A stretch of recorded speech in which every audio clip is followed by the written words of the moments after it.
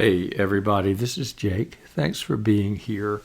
We're continuing the series Practicing the Kingdom today. That series explores how following Jesus reshapes our imagination, our desires, and our way of life.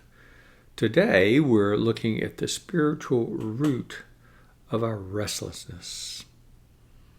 Here's part 2 of the series. What's the hurry? Ernest Hemingway wrote with a manual typewriter. Banging away on those stubborn keys, bottle of whiteout at my side, was my first experience with typing. In college, I scored a used self-correcting electric model. These days, I clack away on a MacBook Air.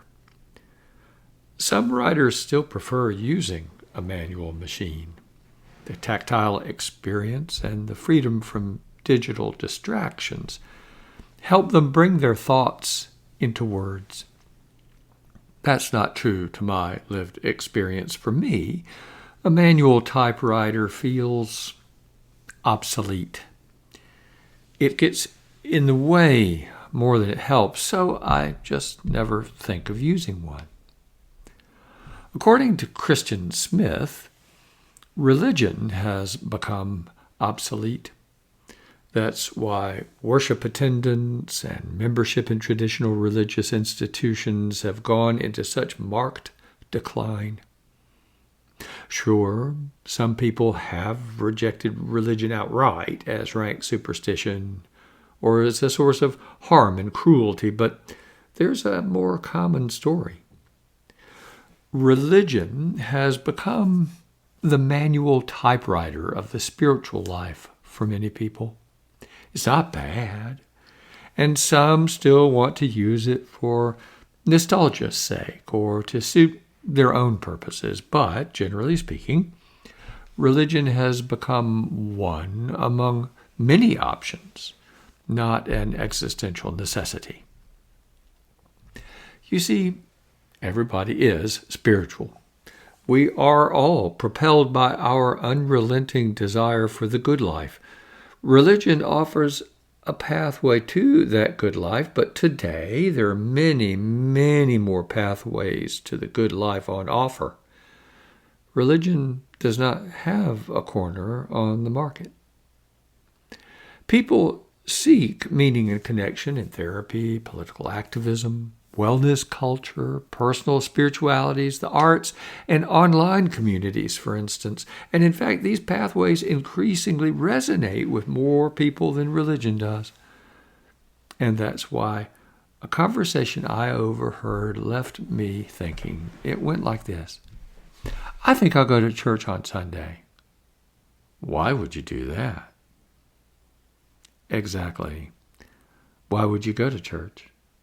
Or more precisely, what is it about the religious pathway that draws you toward it? In a word, it's the vision at the end of the religious pathway that sets it apart from all others and makes it indispensable for genuine human flourishing. Before I say more, I want to be clear. I am not suggesting that therapy or wellness practices or stuff like that lack benefits and virtues. On the contrary, they can be an enormously fruitful aid in walking the religious pathway. But here is the central point. The religious pathway acknowledges that humans are a desiring animal and that desire is infinite. Our souls will find the rest we long for only in the infinite. And union with God is the vision toward which our souls are inevitably drawn, even when we don't realize it. This realization is not, generally speaking, an intellectual insight. It's an existential gasp of sorts. After following a path that we believed would lead us to fulfillment, we come to a place where we ask with our hearts more than our minds, is this all there is? Is this it? There's got to be more to life than this. The author of Ecclesiastes put it this way, vanity, vanity, all is vanity. The most accomplished musician, renowned statesman, psychologically enlightened mind will wind up in the same place as the rest of us, 6 feet under. Perhaps that's why people kept leaving things behind to follow Jesus.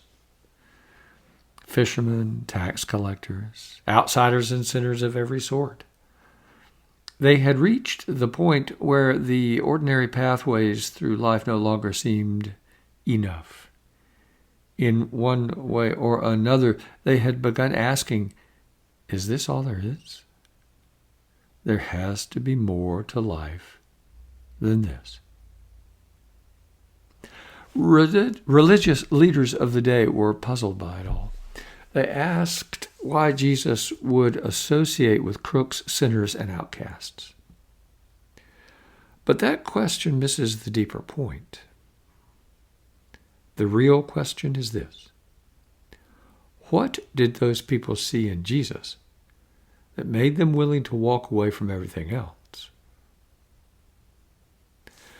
I suspect they recognized in him the possibility of the very thing their souls had been seeking all along. Not simply moral instruction, not religious performance, but life itself. I'm reminded of a story once told by the late philosopher Dallas Willard. Flying at supersonic speed, a fighter pilot practiced a series of intricate maneuvers. She pulled back on the stick to make a steep climb. Instead, the jet slammed into the ground. She had become disoriented without realizing it. She had been flying upside down. Willard uses this story to illustrate our contemporary spiritual condition. Our lives move at a relentless pace. We hurry to get what we think will finally satisfy us, yet we never seem to arrive. Instead, we become restless and anxious, exhausted and lonely. Like the pilot, our bearings are off. Hurry is a symptom. It points to our underlying spiritual dysfunction. So, what's the hurry?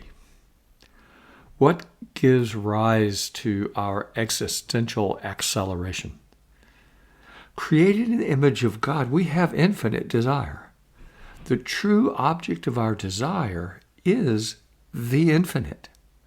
We yearn for God, in other words.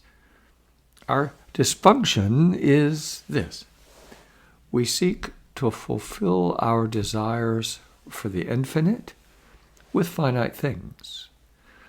Those finite things briefly satisfy us, but that satisfaction disappears. The desire resumes, or more accurately, the incomplete experience of satisfaction propels us to the next object. And so we hurry. We hurry to the next object, and the next, and the next, at an increasingly accelerating pace. In our hurry, we grow weary, disheartened, alienated. That's the hurry. We keep rushing from one finite thing to another, hoping at last to find what only the infinite can give. And now let's turn to a spiritual practice. You'll find it in the Substack message that you got in your inbox today, or that you're looking at the app. Or if you're on Apple Podcast or Spotify, turn to the show notes and you'll find it there. I hope you'll find the spiritual practice helpful. And that's it for now. I'll look forward to seeing you next week. And until then, be well and God bless.